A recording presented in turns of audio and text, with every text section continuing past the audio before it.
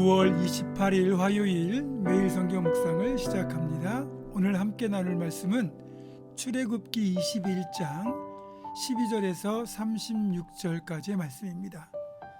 출애굽기 21장 12절로부터 36절까지의 말씀을 제가 봉독합니다.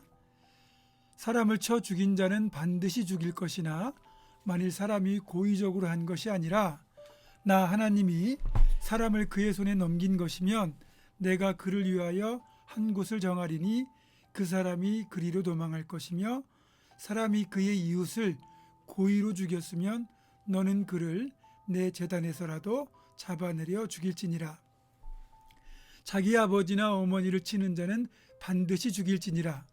사람을 납치한 자가 그 사람을 팔았든지 자기 수하에 두었든지 그를 반드시 죽일지니라. 자기의 아버지나 어머니를 저주하는 자는 반드시 죽일지니라.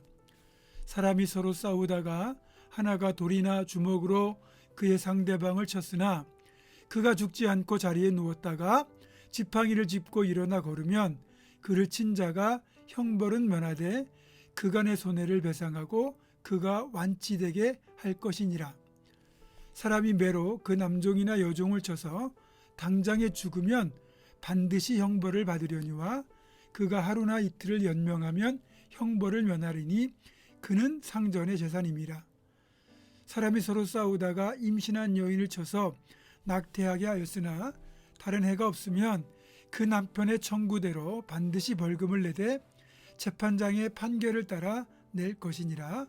그러나 다른 해가 있으면 값되 생명은 생명으로, 눈은 눈으로, 이는 이로, 손은 손으로, 발은 발로, 된 것은 된 것으로, 상하게 한 것은 상함으로, 때린 것은 때림으로 갚을지니라. 사람이 그 남종의 한 눈이나 여종의 한 눈을 쳐서 상하게 하면 그 눈에 대한 보상으로 그를 놓아줄 것이며 그 남종의 이나 여종의 이를 쳐서 빠뜨리면 그 이에 대한 보상으로 그를 놓아줄지니라. 소가 남자나 여자를 받아서 죽이면 그 소는 반드시 돌로 쳐서 죽일 것이요 그 고기는 먹지 말 것이며 임자는 형벌을 면하려니와 소가 본래 받는 버릇이 있고 그 임자는 그로 말미암아 경고를 받았으되 단속하지 아니하여 남녀를 막론하고 받아 죽이면 그 소는 돌로 쳐 죽일 것이고 임자도 죽일 것이며 만일 그에게 속죄금을 부과하면 무릇 그 명령한 것을 생명의 대가로 낼 것이요 아들을 받든지 딸을 받든지 이 법규대로 그 임자에게 행할 것이며 소가 만일 남종이나 여종을 받으면 소 임자가 은 30세겔을 그의 상전에게 줄 것이요 소는 돌로 쳐서 죽일지니라.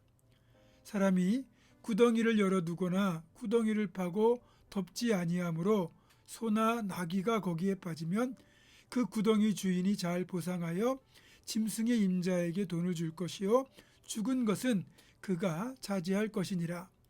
이 사람의 소가 저 사람의 소를 받아 죽이면 살아있는 소를 팔아 그 값을 반으로 나누고 또한 죽은 것도 반으로 나누려니와 그 소가 본래 받는 버릇이 있는 줄을 알고도 그 임자가 단속하지 아니하였으면 그는 소로 소를 갚을 것이요 죽은 것은 그가 차지할지니라. 아멘.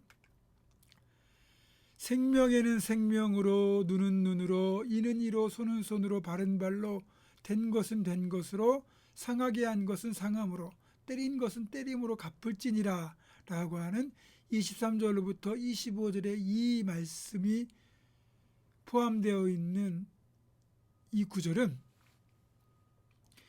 유명한 고대 바벨론의 함무라비 법전에도 등장하는 내용입니다. 그러니까 눈에는 눈, 이에는 이, 이런 식의 처벌을 피해를 당한 그만큼 똑같이 되돌려 주도록 한다고 해서 동해보복법이라고도 말을 합니다. 예전에는 이 동해보복법을 생각하면 정당한 처벌이다 이런 생각이 들었습니다. 남의 눈에 피눈물 나게 했으면 자기 눈에도 피눈물이 나는 것이 당연한 것이다, 정당한 것이다 라는 생각을 했다는 거지요. 다만 고의가 아닌 실수라면 다르겠죠. 그러나 고의로 남에게 피해를 끼쳤다면 최소한 그만큼은 본인도 당해야 된다고 생각했었습니다. 적어도 함무라비 법전에 나오는 이 조문은 이런 의미였을 겁니다. 자, 그렇다면 하나님께서도 이런 의미로 모세에게 이 율법 규정을 주신 걸까요? 저는 그렇게 생각하지 않습니다. 전능하시고 자비하신 하나님께서 이런 율법 규정, 동해보복법의 규정을 주신 의도가 따로 있을 거라는 생각이 들거든요.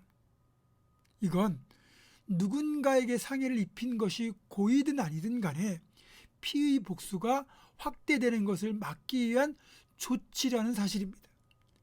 애들 싸움이 어른 싸움이 된다는 말이 있지 않습니까?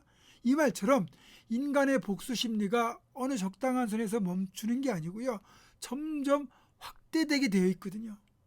인간은 대로받으면 말로 갚으려는 본성이 있습니다. 그러니까 내 눈에 눈물 나게 만들면 네 눈에서는 피눈물 나게 만들겠다는 복수심이 타오르거든요. 이런 우리의 악한 본성을 너무나도 잘 아시는 하나님께서 더 이상 싸움이 커지지 않도록 장치를 마련하신 것이 바로 이 동해보복법 이 구절이라는 겁니다. 그리고 이런 구약의 규정이 신약으로 넘어가면 복수의 확대를 막는 정도에서 그치는 게 아니고 아예 하나님 닮은 긍휼의 차원으로 확장이 되는 것을 볼 수 있습니다. 주님의 산상수훈에서 이 사실을 확인할 수 있거든요. 마태복음 5장 38절로부터 44절을 제가 읽어드립니다. 또 눈은 눈으로 이는 이로 갚으라 하였다는 것을 너희가 들었으나 나는 너희에게 이르노니 악한 자를 대적하지 말라. 누구든지 내 오른편뺨을 치거든 왼편도 돌려대며 또 너를 고발하여 속옷을 가지고자 하는 자에게 겉옷까지도 가지게 하며 또 누구든지 너로 억지로 오리를 가게 하거든 그 사람과 심리를 동행하고 네게 구하는 자에게 주며 네게 꾸고자 하는 자에게 거절하지 말라. 또 내 이웃을 사랑하고 내 원수를 미워하라 하였다는 것을 너희가 들었으나 나는 너희에게 이르노니 너희 원수를 사랑하며 너희를 박해하는 자를 위하여 기도하라. 아멘. 제가 전에 설교를 통해서도 말씀드린 적이 있는데 상대방의 오른편 뺨을 치려면 왼손으로 때리거나 아니면 오른손 손등으로 쳐야 됩니다. 이건 상대방에게 가장 모욕과 수치를 주려는 의도적인 행위거든요. 만약에 그런 모욕과 수치를 당했다면 더 큰 수치와 모욕으로 갚아주어도 부족할 겁니다. 그런데 주님은 그렇게 갚지 말고 왼뺨마저 돌려대라고 말씀합니다. 속옷을 달라고 할 때 겉옷을 주라는 것은 자신의 것을 다 내어주라는 뜻이고 억지로 오리를 가라는 것은 억지로 오리를 가라고 할 때 심리를 동행하라는 말씀은 가장 싫은 사람을 위해서도 그 사람을 도와주라는 뜻입니다. 이런 말씀을 어떻게 실천합니까? 결코 쉽지 않은 명령이죠. 하지만 분명한 건 우리 주님이 이 말씀대로 본을 보이셨고 스데반을 포함한 많은 신앙인들이 주님의 말씀을 실천했습니다. 실제로 실천했습니다. 우리가 잘 아는 손양원 목사님은 자신의 두 아들을 죽인 원수 같은 청년 안재선을 용서해 주었을 뿐만 아니라 그를 자신의 양아들로 삼아 진짜 사랑을 베풀지 않았습니까?